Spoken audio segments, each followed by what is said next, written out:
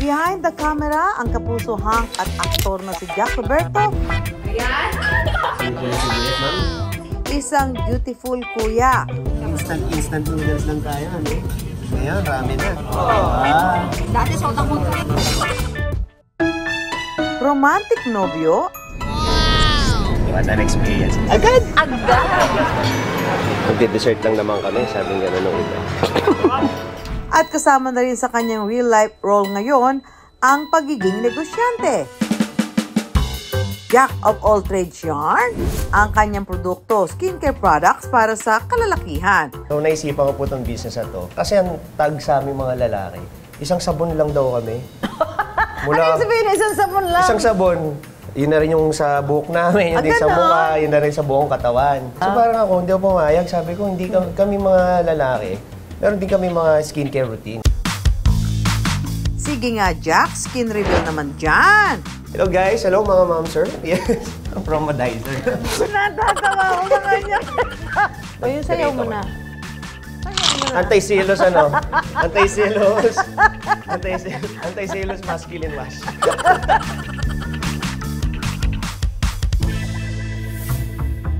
May skincare routine nga ba ang kalalakihan?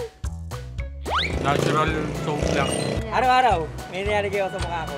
Kapatagal ng dumi. Water lang yun, water. Sa usapang skincare, tayo mga kababaihan ng target, di ba? Pero, paano naman ang mga kalalakihan? Sagot na raw kayo ni Jack. Hindi na lang isang sabon dahil maituturing na holy grail o pampabata na rin ngayon ang sunscreen at iba pang skincare products. Ang bestseller ni Jack, itong masculine wash. Genital wash siya, and yung product po na yun, yung masculine wash, pwede rin siya sa underarms, sa mga batok, sa legs, sa mga singit-singit yan.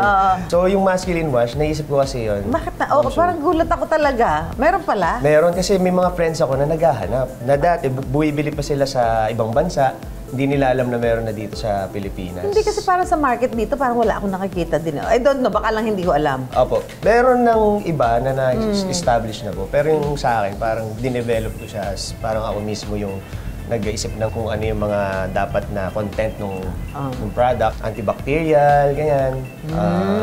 Mga pamblock ng bad odor. Ayun. Mabibili ang mga produkto ni Jack mula 69 to 199 pesos. Abot kaya pala. Meron kang background na prior to this, wala? Wala. Ang alam ko lang dati, ate, parang magbenta ng mga gamit ko eh.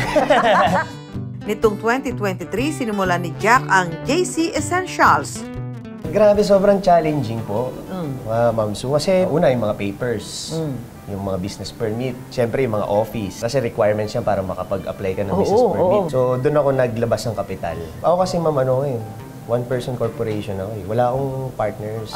Okay. Kaya ako talaga kailangan yung gumalaw. Oo, kailangan mag-isip talaga. ng strategies, mag-isip ng mga Nakaano ka marketing. talaga doon. Kailangan meron kang logo, meron kang brand name, product name. Yun yung mga mahirap ko kasi iba minsan may kagaya. Para kay Jack, may pagkakapareho raw ang pagnenegosyo at pag-aartista. Sa umpisa, hindi ka kagad mabibigyan ng break. Pero katagalan, hanggang napapatunayan mo yung sarili mo, yung product, napapatunayan mo sa mga consumers, and natatry nila, doon ka palang uti-uti na umaangat. Kaya naman itong si Jack, sobrang hands-on sa negosyo.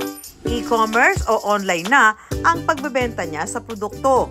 Ngayon, di na uso yung mga flagship. Meron kang store. So ngayon, more on distributorship. Yes. Tapos, ipopromote mo lang siya through social media. Yung mga tao naman, mas easy access sa kanila na magpa-deliver na lang.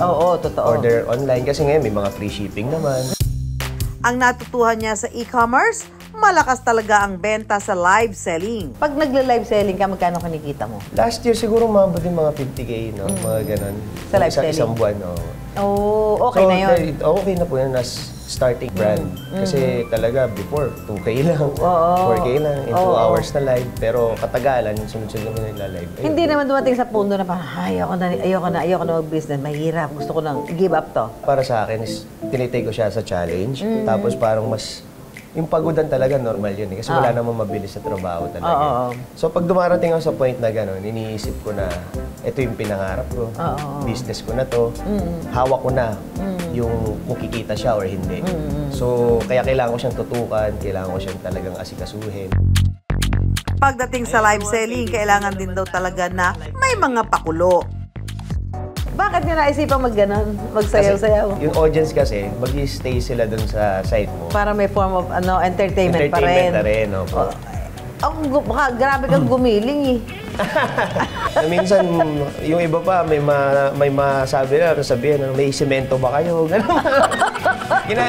Sinasakyan ko naman. Nakakatawa naman. Nakakatawa na. Wala yung anto ko. Yes, totoo. Patulang mo na lang ng daan mo sa joke, di ba? Matutuwa pa sila pag gano'n. Nakakatulong ko, of course. Kasi yung viewers mo and nasi-share yung ano mo, yung live mo. So yung mga nakakapanood, parang nagkakaroon din ng idea. Ano ba yung binibenta niya? Ano ba yung product na yan? Para saan ba yan? Sige nga, pakitaan mo nga kami kung paano ka mag-live selling, Jack. Hello guys! Hello mga ma'am, sir. Yes, ang promodizer. Hindi ganun. Natatawa ko mga yan. So, ito yung J-Cool masculine natin. Masculine wash. For men's intimate part, 2 variant, may fresh and active. Ang pinagkaiba nila, itong blue is may cooling effect. Kaya J-Cool ang pangalan niya kasi yung cooling effect niya. Yes. O yung sayaw mo na. Sayaw mo na. Anti-silos ano? Anti-silos. Anti-silos masculine wash. Pero ang chika pa ni Jack, hindi lang panlalaki ang kanyang mga produkto. This is for everybody naman. Kumbaga, pwede siya sa bata, huwag lang yung infant. Yung sinasabi sa live yun eh. Ayaw mo na powder yun. So, pwede siya sa bata, pwede siya sa matanda.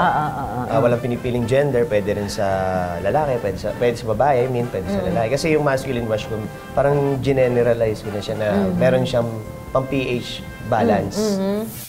Pero paalala mga kapuso, kapag susubok ng mga bagong produkto, ugaliin ng patch testing o paggamit lang muna ng produkto sa maliit na parte ng balat na hindi basta-basta mapupunasan o mababasa. Obserbahan muna ito ng 5 hanggang 10 minuto kung magkakaroon ng reaksyon tulad ng pamumula o pangangati. Maaari itong ulit-ulitin ng hanggang 1 linggo para sigurado na hindi allergic sa produkto. Ito naman si Jack, siguradong hindi allergic sa success. Gusto ko talaga maging word of mouth siya. Which is ngayon, sa e-commerce, meron na kami mga repeat orders. Meron na kaming mga kumukuha rin ng mga distributors. Talaga? Para yung mga hindi maabot na mga lugar, sila na, sa kanila na po kumukuha. So, ano naman po, okay naman po yung business. Sa pakikipag-usap ko kay Jack, lumitaw ang positibong pananaw niya sa pagnenegosyo. Wala ka naman talo kasi pag sinimulan mo to, tas hindi kagad kumita or nalugi, at least may natutunan ka naman na sa susunod na business, alam mo na kung anong gagawin mo. And mag-isip sila nung parang yung mga bagay na gamay na nila, yung sa tingin nyo kapag sinimulan mo yung negosyong to, kahit walang kang kasamang ibang tao or walang katulong, kaya mong itayo ng mag-isa. O ayan ha, totoo ngang itong si Jack, di lang mahusay na aktor, maabilidad ding negosyante, Jack of all trade talaga.